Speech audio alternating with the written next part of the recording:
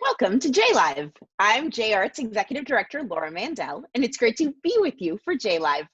JLive is our series of virtual cultural experiences that bring us together to explore and celebrate the diverse world of Jewish art, culture, and creative expression. We're bringing you bite-sized conversations with the best Boston area talent. Today, I'm really excited to be with painter Joshua Meyer, who I feel lucky to have known for many years. His painting style is quite iconic, and if you've been to Hebrew College, you might recognize his piece, Seek, which hangs in the Cutler Atrium, and it's a beautiful example of his earlier work. There are so many layers of meaning to his work, so let's dig in.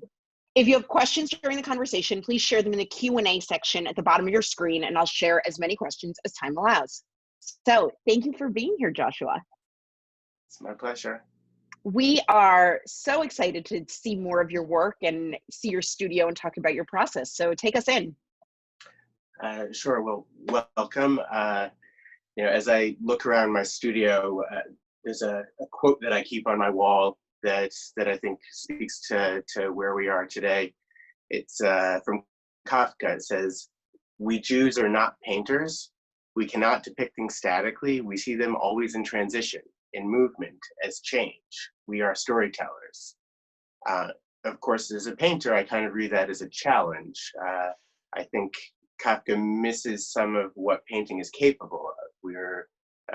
We're able to pack in a lot of things that shouldn't be there, but essentially he's right.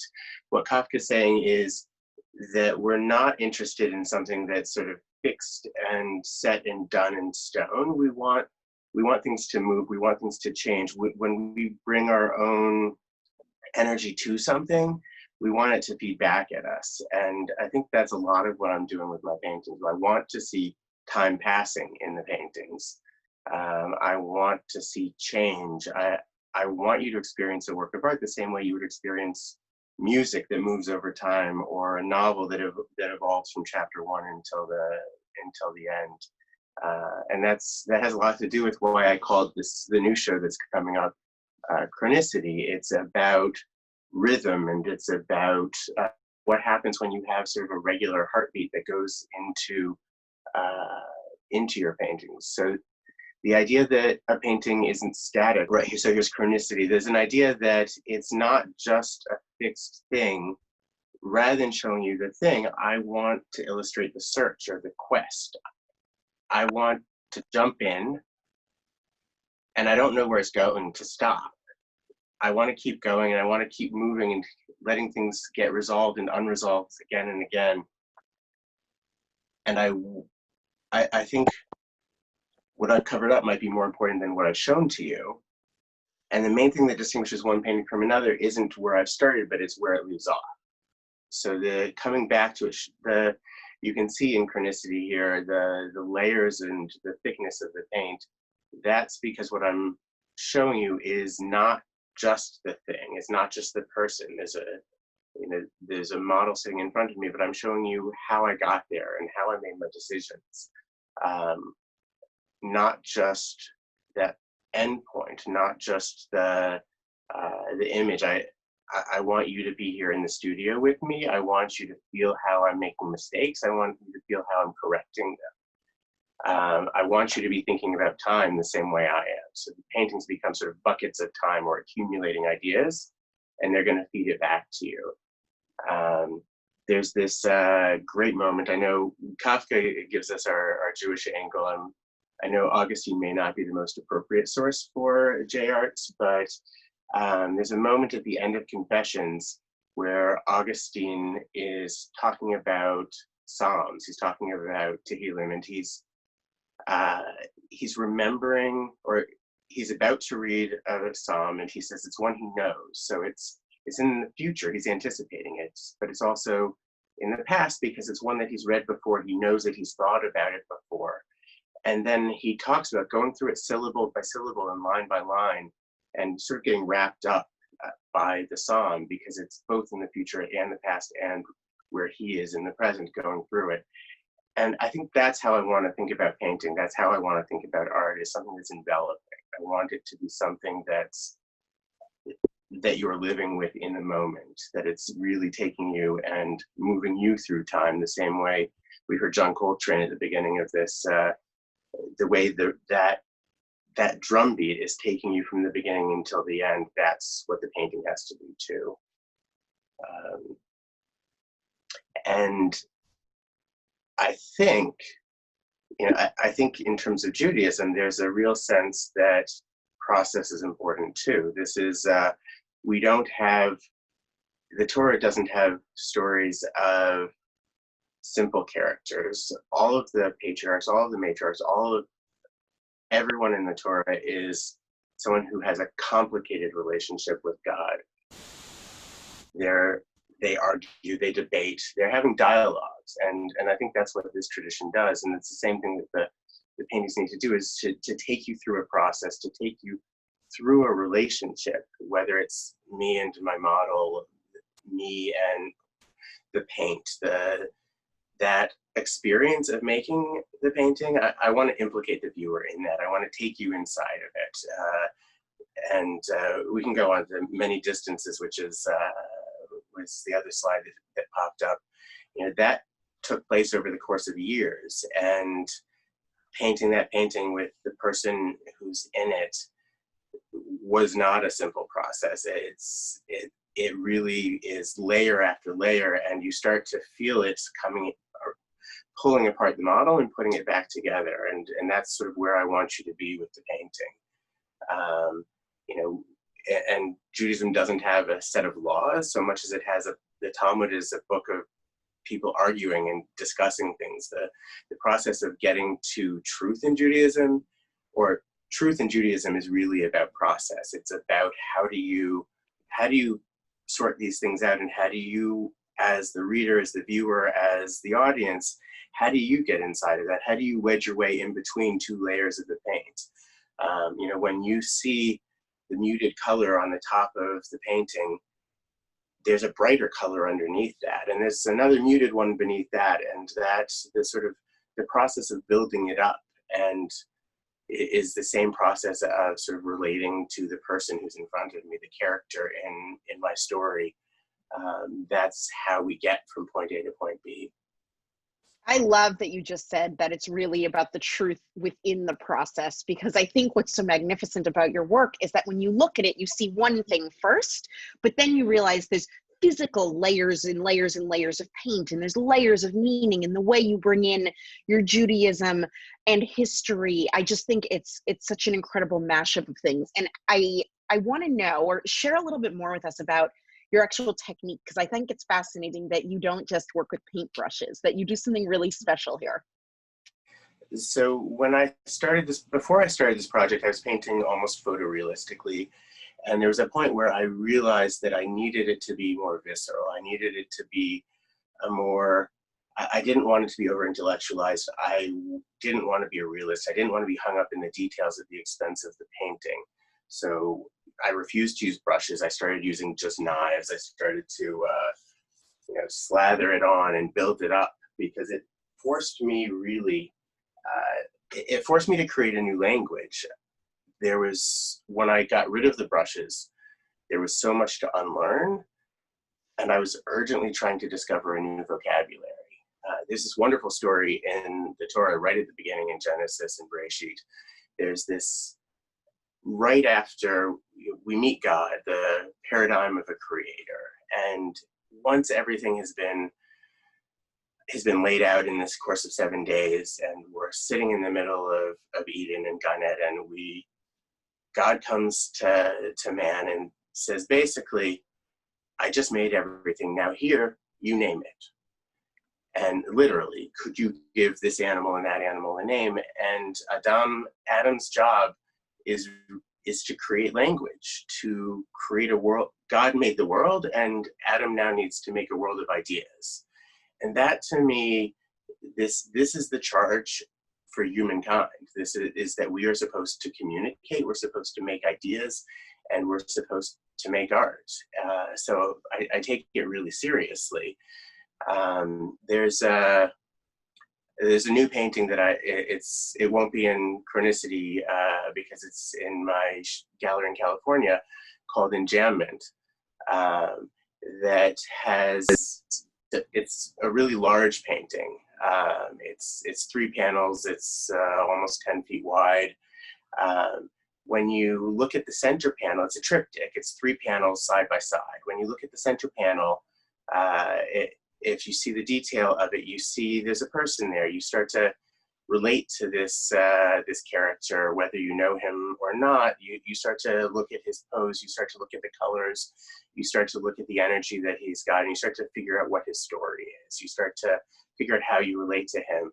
But then as you back up again, so he sucks you in, the character in the middle sort of draws you into the image. And you start to feel the grays and the yellows and figure out how the room and the space around him, you start to try to decipher what's going on there. Where is he living? And the marks start to make a little bit of sense, and they start to tell a story, they start to describe something. But if you pulled apart, if you could take just the left panel off or just the right panel off, either of those 2 panels without the central figure becomes just purely abstract.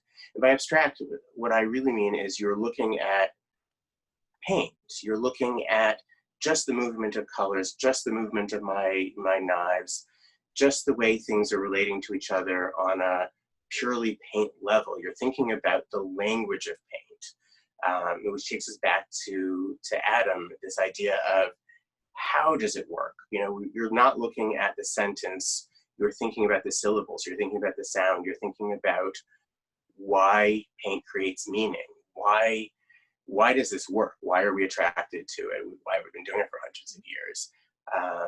And then you put everything back together and you have this story that comes together, and you can again start to figure out where the light's coming from, and it draws you back and it draws you up, it pulls you up.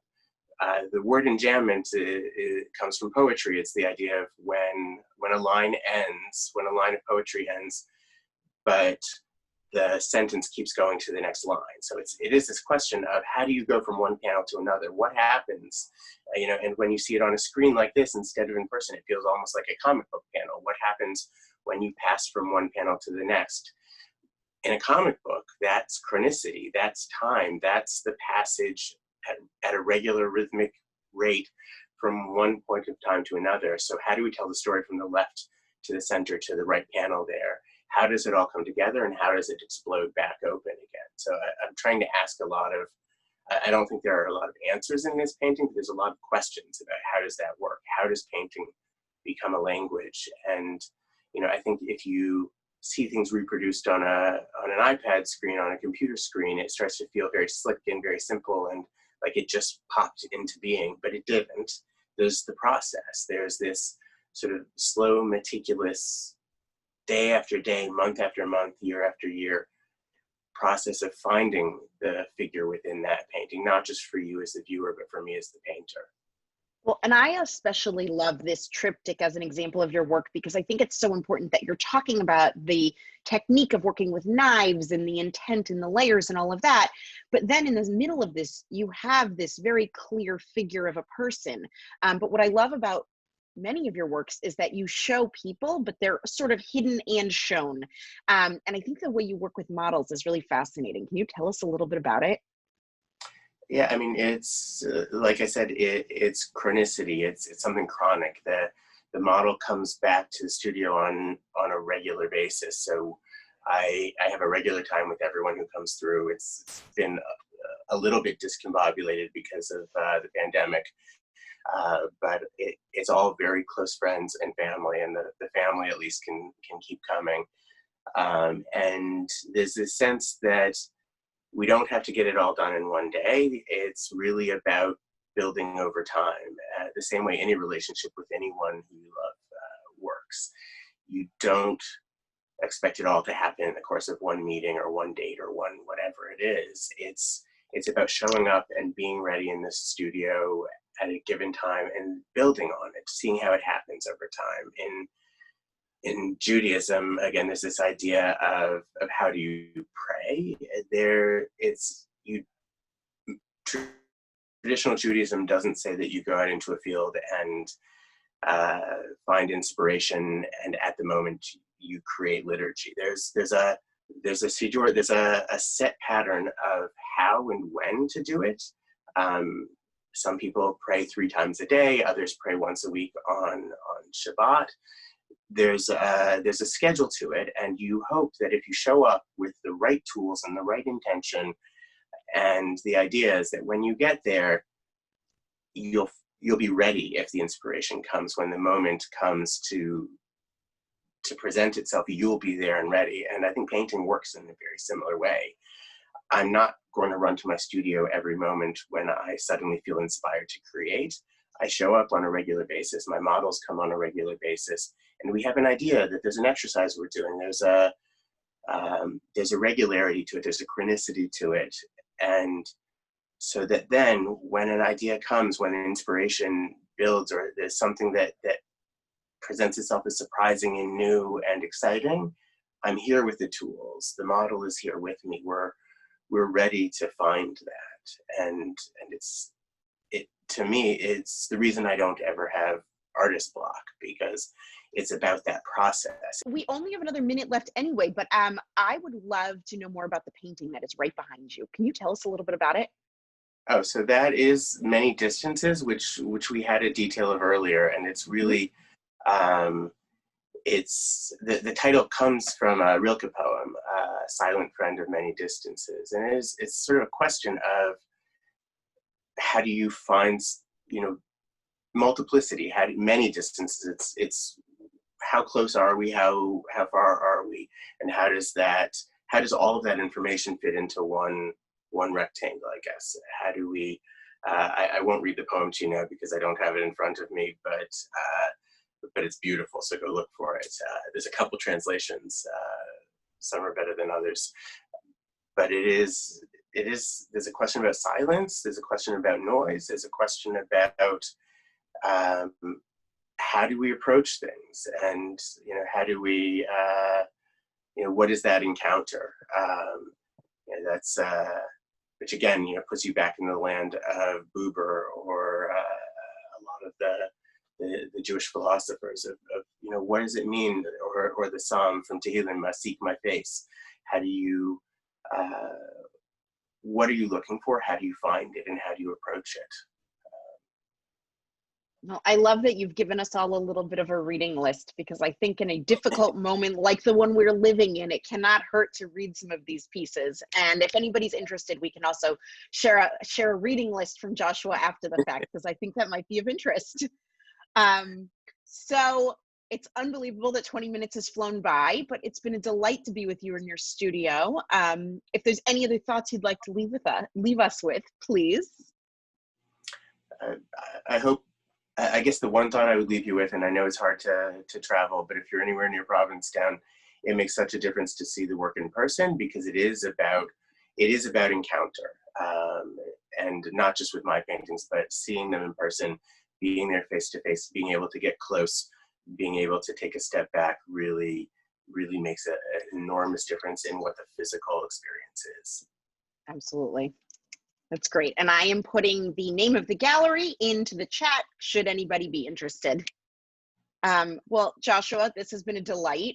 I think we could spend hours talking more about these things, and it's a shame just to get a little taste of things, but that's what JLive's all about. So thank you so much. Thank you. I want to remind everyone that Tuesday, August 4th, we are going to have our next JLive music section with singer and Ladino songwriter Sarah Aroeste. And on Monday, August 10th at noon, we'll be with glass artist Sid Hutter for the next JLive art. And of course, last but not least, as the J Arts tagline says, let culture connect us. To make this possible, we rely on generous community support like yours. So if you're enjoying what you're seeing, please consider making a gift to J Arts. Thank you, Joshua. This has been so wonderful. A little dose of education and painting and everything else. So we will send out a reading list after, because I think you'll have many great ideas for us. And thanks for being with us. Thank you, Laura. We'll talk to you soon.